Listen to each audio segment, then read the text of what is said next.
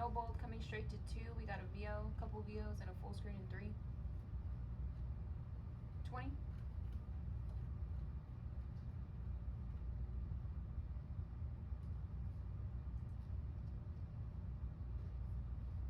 10. 10, stand by. And 5, 4, 3, 2, 1. Animate.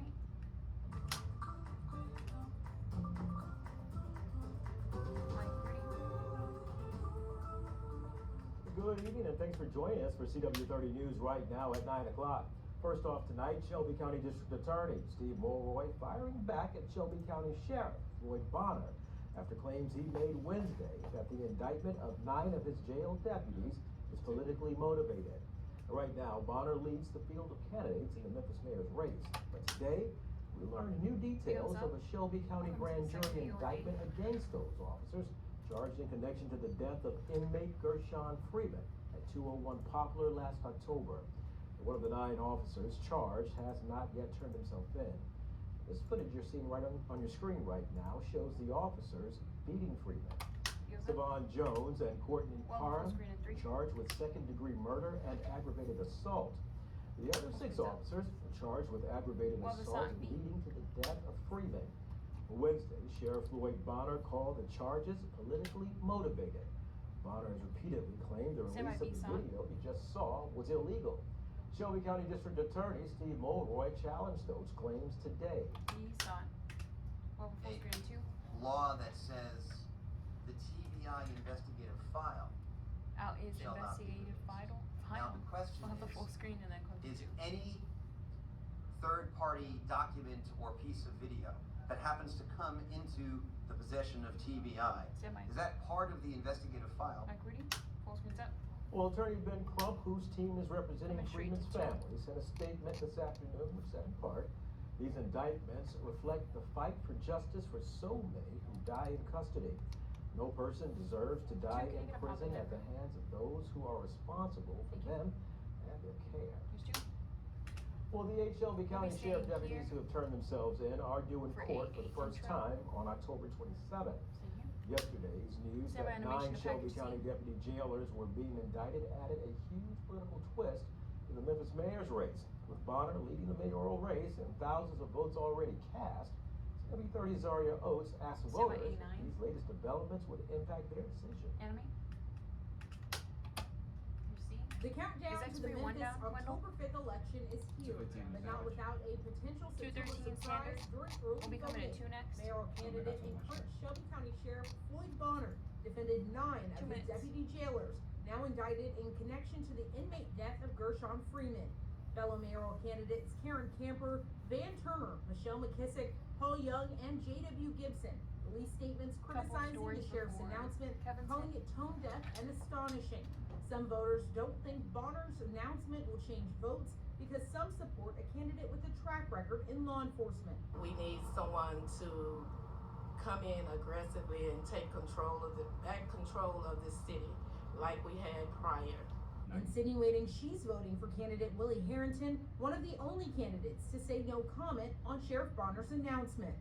I think the candidate that I initially chose has proven over the years that he can take back over the streets in the city of Memphis and do a phenomenal job like he have in the past.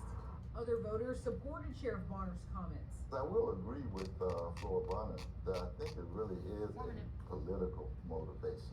Bonner's campaign manager providing ABC 24 this statement on Thursday, describing the indictment as an orchestrated political stunt just 2 weeks before Election Day, and the people of Memphis can see through this blatant disregard for justice and the gross attack on public safety officers.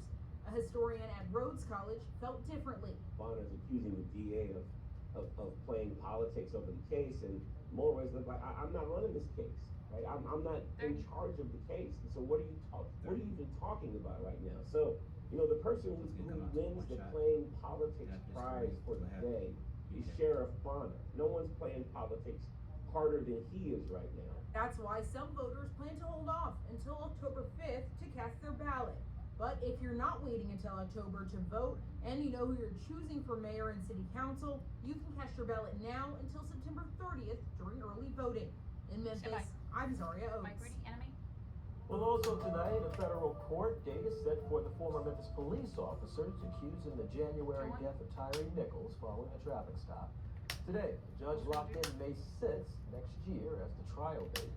The lawyers representing Justin Smith, Emmett Martin, Desmond Mills, Demetrius Haley, and Darius Bean will defend those former officers against 4 federal charges. The last week, all 5 pleaded not guilty to those charges. They are all out on bond under certain conditions. Their lawyers are in talks with the government to allow the former officers to sit next to each other in court. Here's William Massey, who is representing Emmett Martin, responding to the spring 2024 federal trial date.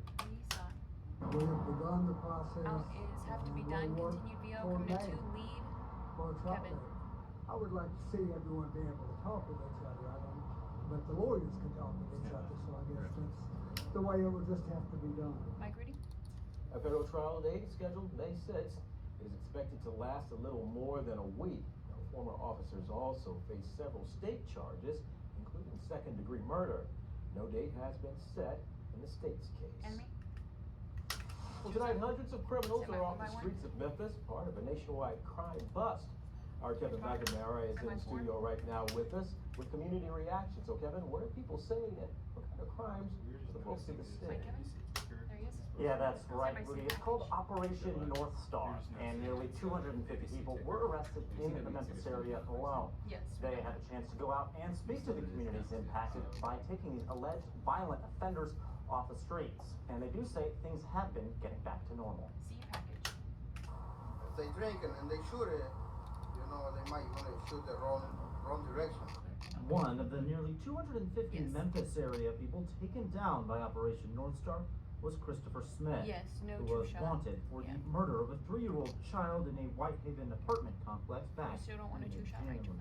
Neighbor Sergio Sanchez wasn't around when the shooting took place, but he wasn't surprised to hear about it. So about a minute left. Out is they don't got no job. We'll come back to the middle. Either that way or that way.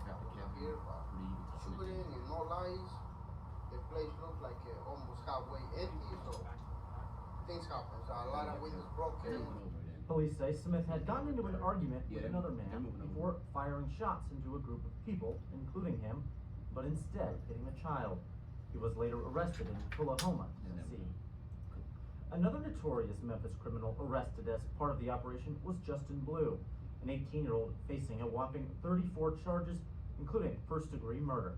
He admitted to being one of the shooters responsible for killing a man in northeast Memphis. They got some people over here, they're not normal, they just little kids, you know, like little kids hanging out with a gun and shooting like anybody. They want to rob, you know, they want to rob, they don't want to work, they don't got no job.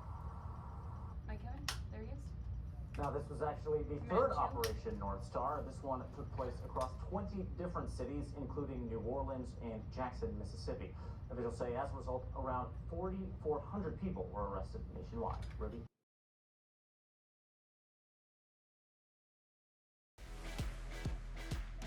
The 901 Sports Report, sponsored by T-Mobile. Music. Welcome into the wonderful world of the 901 Sports Report. I'm Caleb Hilliard, and we're talking some Memphis football today. Everyone is talking about how important the offense will be for Memphis on Saturday, but I'm gonna zag. I think Memphis, if they win, the X factor will be the defense. Let's look at some stats. Missouri's passing offense is their main threat, but like I said on Monday, Memphis' passing defense is much improved from last season. They have the second best defensive passing efficiency in the nation. They have also conceded only 1 passing touchdown this season, second to only Michigan. With all this being said, Missouri have a great passing offense, and it starts with their O-line. They got a lot of really good players. The defensive coordinator at Middle Tennessee is a good friend of mine. Out is certainly saying something. They also played Alabama in the year. So his take was that the offensive line at Missouri was better than Alabama's offense. That's certainly saying something. there's still some questions. Missouri starting quarterback Brady Cook is still listed day to day for Saturday's game. He hyperextended his knee in the second quarter against Kansas State. He finished the game, but yesterday Mizzou posted pics of him practicing. It looks like he's back, and a video of him talking about how excited he is to return to his hometown and play in the Dome. I guess we'll have to wait until Saturday. And let's talk some high school football. We're in week 6, and this is a crazy week. The undefeated Germantown Red Devils play at Carterville, and the undefeated Tupelo Golden Wave travel to Houston. The big matchups, Aiden Glover versus Cordero Walker. We'll have highlights from those games and more as part of our Friday night football coverage. And that is your 901. Whistle. The 901 Sports Report, sponsored by T-Mobile.